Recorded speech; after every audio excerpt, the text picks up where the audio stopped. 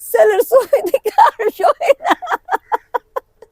Italy যাবার পথে ভূমধ্যসাগরে ডুবে নিহত মোস্তাক মিয়ার মায়ের আহাজারি যেন থামছেই না। স্বপ্ন ছিল ইতালিতে গিয়ে হজ করাবেন মা বাবাকে, ছোট ভাই বোনদের লেখাপড়ার দায়িত্ব নেবেন, ফেরাবেন পারিবারিক সচ্ছলতা। কিন্তু বিধিবাম, কে জানতো যে এ যাত্রাই হবে জীবনের শেষ যাত্রা।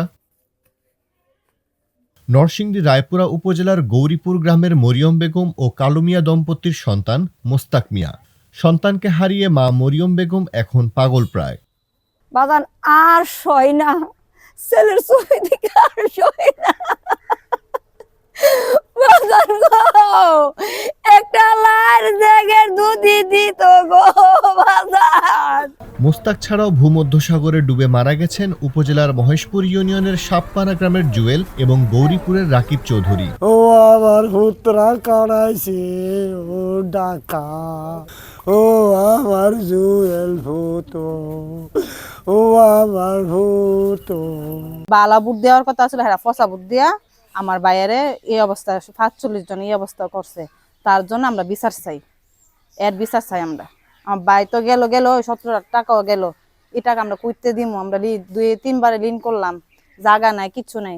দালালের মাধ্যমে লিবিয়া থেকে ইতালি যাওয়ার পথে ভূমধ্যসাগরে নৌকাডুবির শিকার হন রায়পুরার ৬ তরুণ। নিহত রাকিব, মোস্তাক ও জুয়েল ছাড়াও বাকি ৩ তরুণের এখনও সন্ধান না মেলায় হতাশা আর উৎকণ্ঠায় দিন গুনছে নিখোঁজের পরিবার। মরা বা জীবিত বা একটা তাল্লাশি পাইতাম তো মনটা সান্ত্বনা পাইতাম, কিন্তু তারপরে কোনো সান্ত্বনা নাই। মানে এখন মৃত্যু অবস্থায় আছে না আল্লাহ বাঁচায় লাগছে তাও কিছু বলতে পারতেছি না। একবারে ১৬ লাখ টাকা নিছি, নিয়া দিয়ে দিছি হ্যাঁ পাঠাবো। পরে এরে না করছিলাম যে ফাড়াইস না, হ্যাঁ। এরপরে ওখানে যে ফাড়াইছে নর্মালিয়া দিয়া, হ্যাঁ, বোর্ড দিয়া লাইফ জ্যাকেটও দিছেন। হ্যাঁ ফাড়াই লাইফ জ্যাকেট কিনে দেওয়ার কথা ছিল, এগুলো দেয়নি। এগুলি দিলে তো বাসা একটা ইয়ে ছিল। দালালে ১ সপ্তাহ বন্ধ ছিল, এরপরে কইছে যে আমরা খোঁজখবর নিতেছি। এরপরে আর কোনো কথা হয় নাই, এরপরে আর যোগাযোগই নেই দালাল।